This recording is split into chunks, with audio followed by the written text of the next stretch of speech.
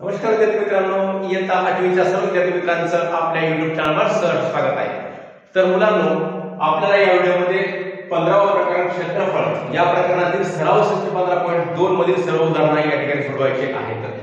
पूर्वीच्या व्हिडिओमध्ये म्हणजे सराव संच 15.1 साठी जो आपण व्हिडिओ तयार केला होता त्यामध्ये आपण समांतरभुज चौकोनाचे क्षेत्रफळ कसे काढायचं, तर समांतरभुज चौकोनाचे क्षेत्रफळ बरोबर आहे पाया गुणिले उंची या सूत्रानुसार समांतरभुज चौकोनाचे क्षेत्रफळ आपण विविध उदाहरणांद्वारे शिकलेलं आहे।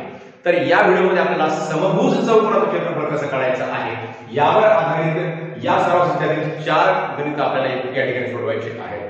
तर मुलांनो, अजूनही आपण या चॅनलवर नवीन असाल तर सर्वांना विनंती आहे की आपण या चॅनलला सबस्क्राइब करावं, सबस्क्राइब करून बेलचं बटन क्लिक करावं जेणेकरून मी पाठवलेल्या प्रत्येक व्हिडिओची नोटिफिकेशन तुम्हाला सर्वात अगोदर मिळेल व तुम्ही गणित या विषयाचा चांगल्या प्रकारे अभ्यास करू शकाल। मुलांनो, इयत्ता 5वी ते 10वी पर्यंतच्या गणिताचा प्रत्येक सराव संच आणि त्यातील प्रत्येक गणित आपल्या चॅनलवर आपल्या प्लेलिस्टमध्ये उपलब्ध आहे, म्हणून गणिताच्या परिपूर्ण अभ्यासासाठी आताच आपल्या चॅनलला सबस्क्राइब करावं ही विनंती करतो।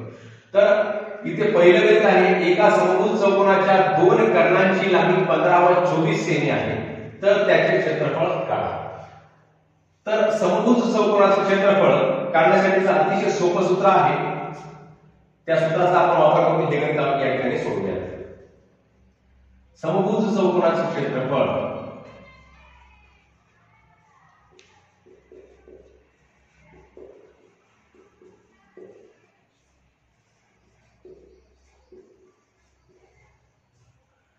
बरोबर आहे 1/2 गुणिले कर्णांच्या लांबीचा गुणाकार, कर्णांच्या लांबीचा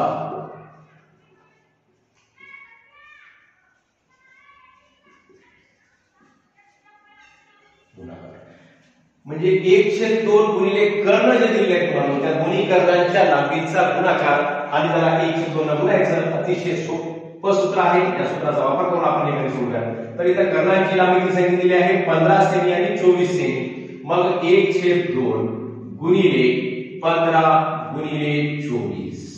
तर या ठिकाणी या 2 ने या 24 ला भाग जातो, मग 2 ने या 24 ला भागूया, बे 1 बे, बे 1 बे आणि बे दोन्ही 4, म्हणजेच 1 गुणिले 15 म्हणजे किती होतात बेटा, तर 15 होतात। 15 गुणिले 12 झाले या ठिकाणी, मग 15 गुणिले 30 ला 0 हातचे आले 3 आणि 15 1 15, 15 आणि 3 18, 15 गुणिले 30 ला 0 हातचे आले 3 आणि 15 1 15 आणि 3 18, म्हणजेच 180 इथं सेमी आहे, म्हणजेच याचं आपल्याला क्षेत्रफळाचं एकक काय घ्यावं लागतं तर चौरस सेंटीमीटर, म्हणून आपण याला या ठिकाणी चौसेमी असं लिहूया। तर अशा प्रकारे हे अतिशय सोपं सूत्र आणि त्या सूत्रामध्ये आपल्याला किमती ठेवल्यानंतर सहजरित्या हे आपल्याला समभुज चौकोनाचे क्षेत्रफळ या ठिकाणी काढता येते। आता दुसऱ्या गणितामध्ये काय सांगितलेलं आहे, एका समभुज चौकोनाच्या दोन कर्णांची लांबी अनुक्रमे 16.5 सेमी व 14.2 सेमी सांगितलेली आहे, तर त्या चौकोनाचे क्षेत्रफळ काढा। परत ते सूत्र लिहायचं, समभुज चौकोनाचे क्षेत्रफळ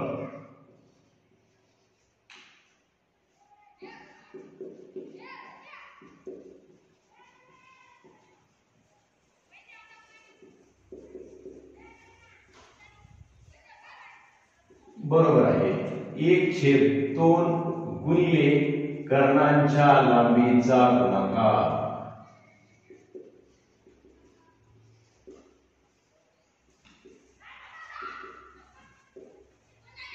कर्णांच्या लांबीचा गुणाकार बरोबर 1/2 ला 1/2 गुणिले कर्ण किती आहेत 16.5 आणि 14.2, मग आपण इथे 16.5 आहे, याला 2 ने निषेध भाग जात नाही, परंतु या ठिकाणी 14.2 आहे, याला 2 ने निषेध भाग जाऊ शकतो, म्हणून आपण या दुसऱ्या कर्णाला 2 ने भागूया, बे 1 बे, बे 7 14, इथं दशांश चिन्ह आहे, दशांश चिन्ह आणि बे 1 बे बरोबर आहे 16.1 गुणिले 16.5 गुणिले 1 16.5 गुणिले 7.1। आता आपण याचा काय करू, गुणाकार करूया। आपल्याला गुणाकार येत नसेल तर मुलांनो याच्यामध्ये दशांश चिन्हाचा गुणाकार करताना इथं दशांश नाही असं समजून गुणाकार करून घ्यायचा आणि नंतर आलेल्या उत्तरामध्ये इथलं एक स्थळ आणि इथलं एक स्थळ म्हणजे एकूण 2 स्थळांचं दशांश द्यायचं। आता 5 1 5 6 1 6 1 1 1 आणि 7 5 35 ला 5 4 3 7 42 आणि 3 45 ला 5 4 4 7 1 7 आणि 4 11 म्हणजेच हे 5 6 5 11 ला 1 ला 1 आणि 2 2 5 7 1 1 तर इथे एका स्थळावर दशांश चिन्ह आहे, इथे एका स्थळावर दशांश चिन्ह आहे, म्हणजे इथं दोन स्थळावर दशांश चिन्ह आहे. 117.15 117.15 चौरस सेंटीमीटर हे झालं या समभुज चौकोनाचं क्षेत्रफळ झालेलं आहे. अशा प्रकारे आपण हे दोन उदाहरण बघले. तिसरं आणि चौथं उदाहरण थोडंसं वेगळं आहे, थोडंसं काटेकोरपणे विरुद्ध असत आहे, ते आपण कसं सोडवायचं ते आपण लगेच बघूया. तर विद्यार्थी मित्रांनो, तिसरा प्रश्न या ठिकाणी दिलेला आहे. एका समभुज चौकोनाची परिमिती 100 सेमी असून त्याच्या एका कर्णाची लांबी 48 सेमी आहे, तर त्या चौकोनाचे क्षेत्रफळ किती येईल? तर हा प्रश्न थोडासा वेगळा आहे मुलांनो. आपण पूर्वीचे जे दोन प्रश्न सोडवले होते त्यामध्ये सरळ सरळ होतं, समभुज चौकोनाच्या कर्णांची लांबी दिली होती आणि त्या कर्णाच्या लांबीच्या आधारे आपल्याला समभुज चौकोनाचे क्षेत्रफळ बरोबर आहे 1/2 गुणिले कर्णांच्या लांबीचा गुणाकार. या सूत्रामध्ये त्या किमती ठेवल्यानंतर आपण उत्तर प्राप्त करत होतो. परंतु या ठिकाणी या समभुज चौकोनाची परिमिती दिलेली आहे, म्हणजेच या ठिकाणी समजा ABCD हा समभुज चौकोन आहे आणि याची परिमिती सांगितलेली आहे ती 100 सेंटीमीटर सांगितलेली आहे आणि याच्या एका कर्णाची लांबी सांगितली 48 सेमी. समजा एक कर्ण AC आहे, या AC या कर्णाची लांबी सांगितलेली आहे 48 सेमी. तर या आधारे आपल्याला याचं पूर्ण क्षेत्रफळ काढायचं आहे. म्हणजे क्षेत्रफळ काढण्यासाठी आपल्याला दोन कर्णांच्या लांबीची आवश्यकता असते मुलांनो. त्यापैकी एक कर्ण दिला आणि परिमिती दिली, म्हणजे परिमितीच्या आधारे आपल्याला एका बाजूची लांबी काढता येते आणि एक कर्ण दिलेले आहे. मग याच्या दोन्हीच्या आधारे आपल्याला दुसऱ्या कर्णाची लांबी काढता येते आणि त्यावरून नंतर आपल्याला समभुज चौकोनाच्या क्षेत्रफळाचं सूत्र वापर करून या ठिकाणी आपल्याला या समभुज चौकोनाचं क्षेत्रफळ काढता येते. मग पहिल्यांदा आपण इथं चौकोन ABCD हा समभुज चौकोन आहे असं गृहीत धरला आणि कर्ण AC हा 48 सेंटीमीटर आहे असं गृहीत धरला. त्या चौकोनाची परिमिती किती आहे? 100 सेमी आहे. यावरून प्रथम चौकोनाची बाजू व दुसरा कर्ण BD ची लांबी काढू. हे काढल्याशिवाय आपल्याला या चौकोनाचं क्षेत्रफळ काढता येणार नाही. मग परिमिती, समभुज चौकोनाची परिमिती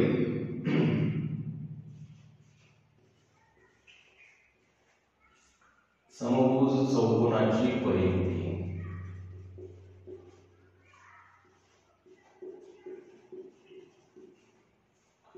बरोबर आहे 4 गुणिले बाजू 4 गुणिले बाजू. मग आता परिमिती सांगितलेली आहे तर 100 सेमी सांगितलेली आहे. हे सूत्र आहे म्हणून परिमिती म्हणजेच काय, तर त्या चौकोनाची म्हणजेच कोणत्याही भूमितिक आकृतीच्या एकूण बाजूच्या लांबीची बेरीज म्हणजे काय असते? परिमिती असते. म्हणजे त्या चारही बाजूच्या लांबीची बेरीज 100 सांगितलेली आहे. आणि समभुज चौकोनाच्या परिमिती सूत्र काय आहे तर 4 गुणिले बाजू. समभुज चौकोन असू द्या किंवा चौरस असू द्या, दोघांच्याही परिमिती सूत्र आहे 4 गुणिले बाजू.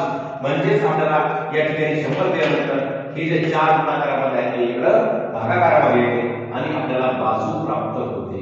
म्हणून बाजू बरोबर आहे 100 भागिले 4 बरोबर आहे 100 ला 4 नंतर 25 सेंटीमीटर ही या समभुज चौकोनाची काय आहे म्हणून बाजू आहे 25 सेंटीमीटर. मग आता ही बाजू प्राप्त झाली आपल्याला 25 सेंटीमीटर. आता हा कर्ण आपण AC 48 सेंटीमीटर घेत आहे.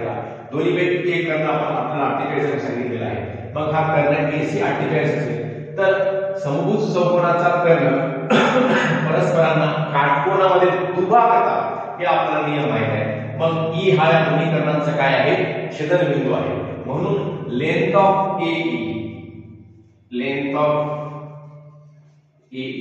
बरोबर आहे 1/2 गुणिले लेंथ ऑफ AC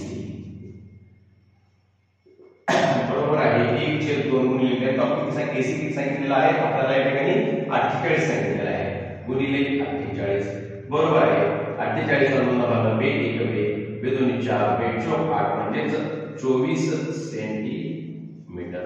तर हा 24 काय झाला या ठिकाणी या AE ची लांबी झाली 24 सेंटीमीटर.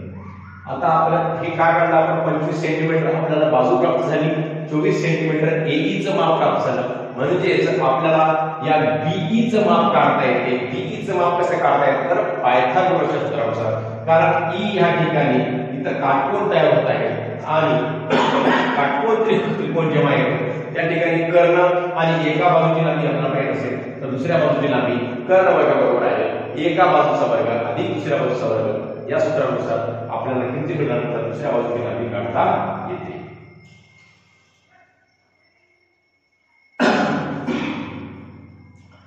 म्हणून पायथागोरसच्या प्रमेयानुसार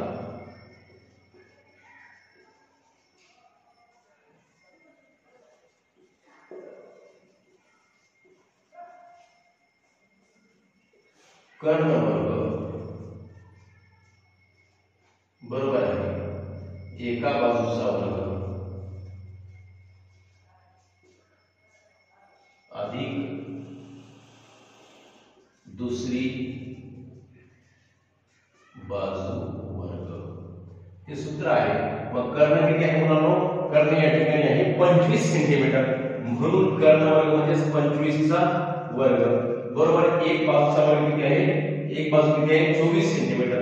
24 चा वर्ग अधिक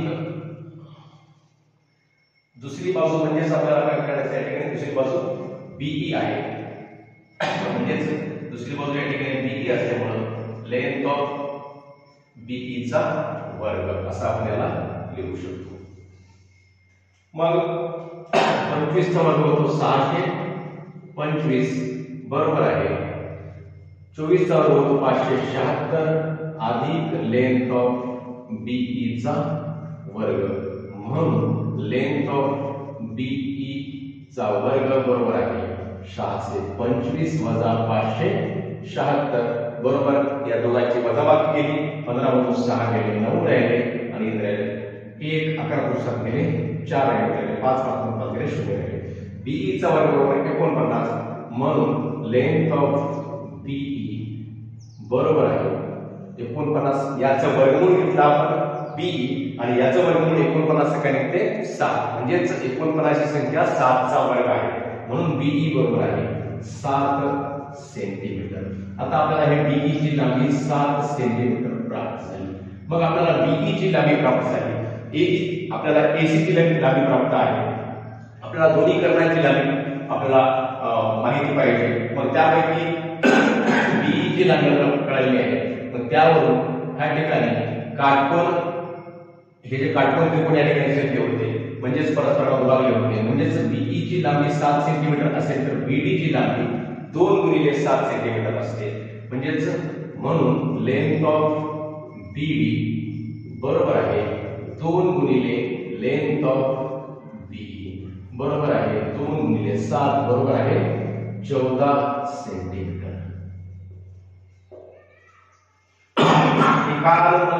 कारण ई या ठिकाणी या समभुज चौकोनाचे दोन्ही कर्ण परस्परांना दुभागलेले आहेत. म्हणजे याचे 2 भाग झाले तर 2 भागापैकी एक भाग जर 7 सेंटीमीटर असेल तर दुसरा भाग सुद्धा किती असेल? 7 सेंटीमीटर असेल. म्हणून 2 गुणिले 7 सेंटीमीटर किती ते 14 सेंटीमीटर आलेला आहे. आता या ठिकाणी आपण समभुज चौकोनाचं क्षेत्रफळ याचं सूत्र वापरू शकतो. म्हणून समभुज चौकोनाचं क्षेत्रफळ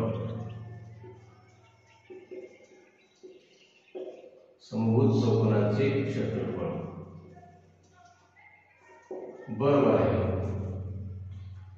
1/2 गुणिले कर्णाच्या लांबीचा गुणाकार बरोबर आहे 1/2 गुणिले कर्ण किती आहे? पहिला कर्ण किती सांगितला होता? 48 यांनी सांगितला होता. म्हणून 48 आणि दुसरा कर्ण आपण या ठिकाणी काढलेला आहे बीडी तो किती निघाला? 14 सेंटीमीटर. म्हणजे 1/2 गुणिले 48 गुणिले 14. मग या दोन 48 भाग करून 4 2 8 बरोबर आहे 24 गुणिले 14 14 1 14 14 8 14 बेचाळ 14 56 ला 6 चाले 5 14 दुनी 28 28 आणि 5 किती तर 33 336 चौरस सेंटीमीटर. तर अशा प्रकारे वैध आकृतीतील समभुज चौकोनाचे क्षेत्रफळ आपण किती काढलेलं आहे 330 चौरस सेंटीमीटर. म्हणून समभुज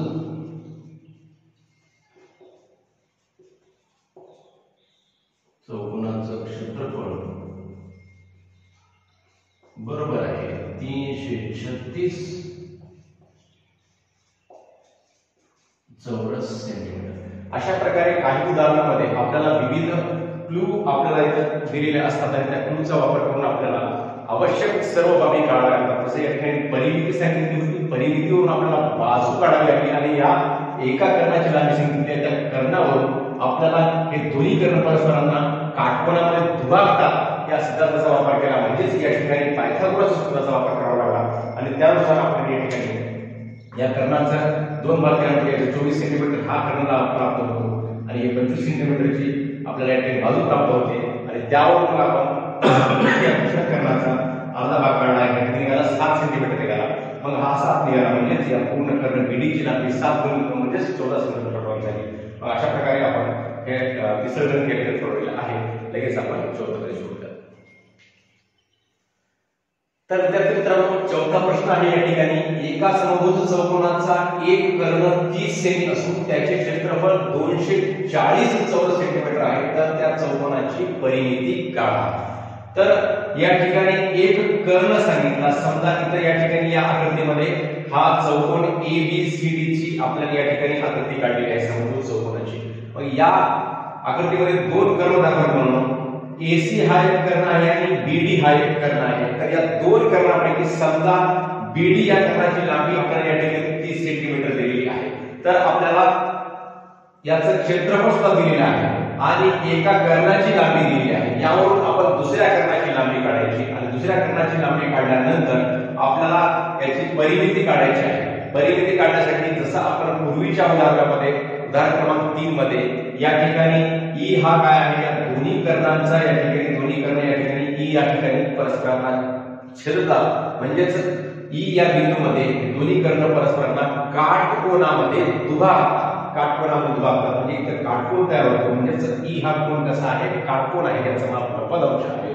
मग याच्या आधारे आपल्याला इथे पायथागोरस प्रमेयाचा वापर करायचा असतो आणि ते पुढे कसं कसं करायचं ते आपण तुम्हाला समजून सांगणार आहोत. तर पहिल्यांदा आपण या समभुज चौकोनाच्या क्षेत्रफळावर आहे 1/2 गुणिले कर्णाच्या लांबीचा गुणाकार या सूत्राचा वापर करून दुसऱ्या कर्णाची लांबी काढूया. म्हणजेच कर्ण AC ची लांबी आपण काढूया.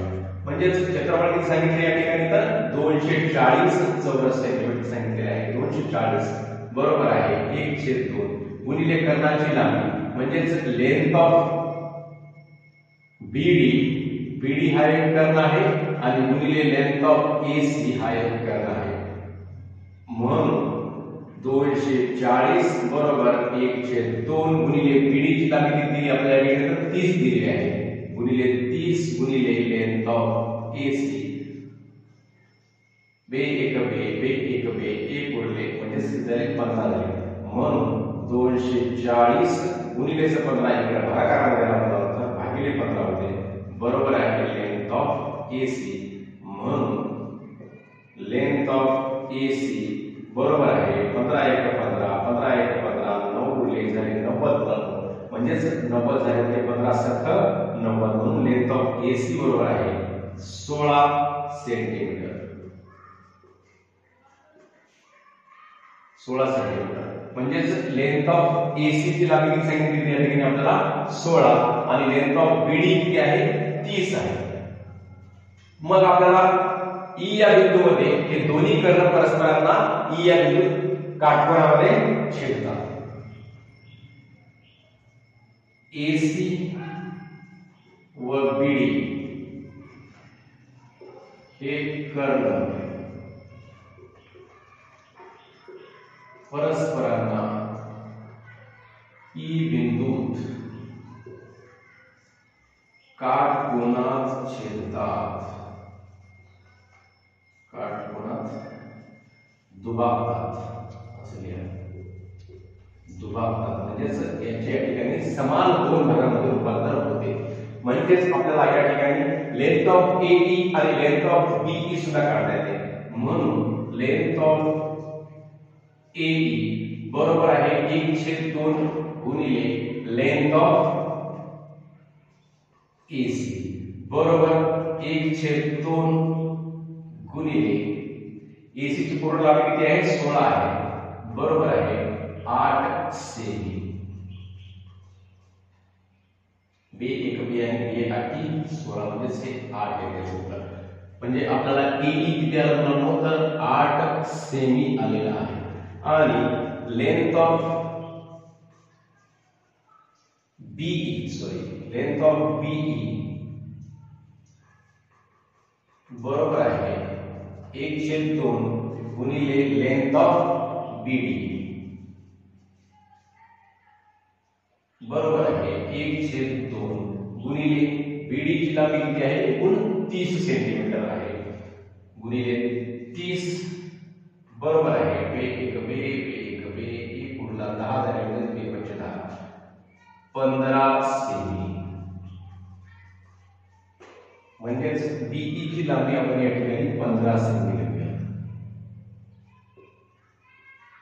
हे आपण का काढतो म्हणून तर आपल्याला या ठिकाणी या चौरसाची परिमिती काढायची सांगितलेली आहे परिमिती काढायची म्हणजेच आपल्याला या बाजूची लांबी माहित पाहिजे बाजूची लांबी माहित असण्यासाठी या पूर्ण कर्णाची लांबी माहित आहे कर्णाची लांबी माहित आहे या कर्णाचं या ठिकाणी दोन्ही कर्ण असताना E या बिंदूमध्ये काटकोनामध्ये दुभागतात म्हणून या ठिकाणी या कर्णाची लांबी इथे अर्धी होती आणि या कर्णाची लांबी इथे अर्धी होती म्हणजे या 16 चे 8 झाला आणि या 30 चे इथं 15 झालेला आहे मग या इथे E या बिंदूमध्ये इथं काय झाला काटकोन त्रिकोण तयार झाला जेव्हा काटकोन त्रिकोण तयार होत असतो तेव्हा पायथागोरसच्या प्रमेयाचा त्या ठिकाणी वापर करावा लागत असतो तिथं पायथागोरसच्या प्रमेयाचा निश्चितपणे वापर करून आपण मग इथं काय करायचं या AB ची लांबी इथे काढू शकतो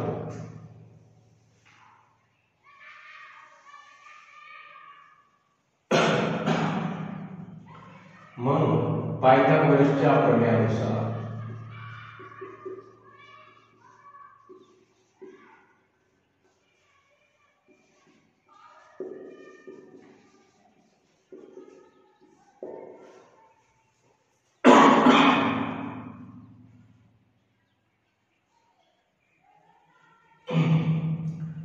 कर्णवर्ग बरोबर आहे पाया वर्ग अधिक उंची वर्ग म्हणा किंवा एक बाजूचा वर्ग अधिक दुसऱ्या बाजूचा वर्ग म्हणा असे म्हणते उंची वर्ग कर्ण काय आहे या ठिकाणी AB आहे म्हणून लेंथ ऑफ AB चा वर्ग बरोबर आहे पाया काय आहे या ठिकाणी AE आहे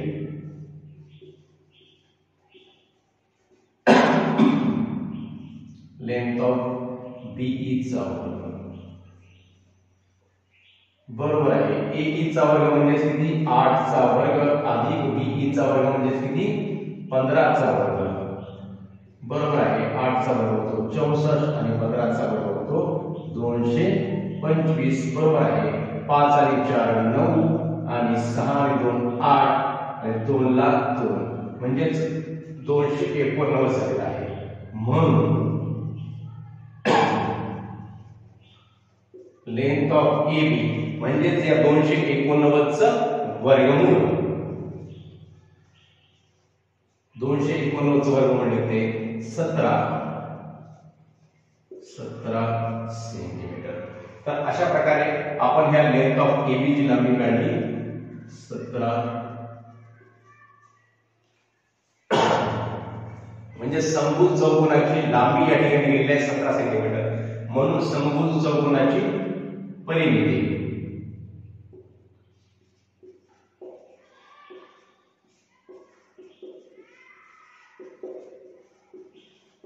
समभुज चौकोनाची लांबी बरोबर आहे 17 सेंटीमीटर समभुज चौकोनाची परिमिती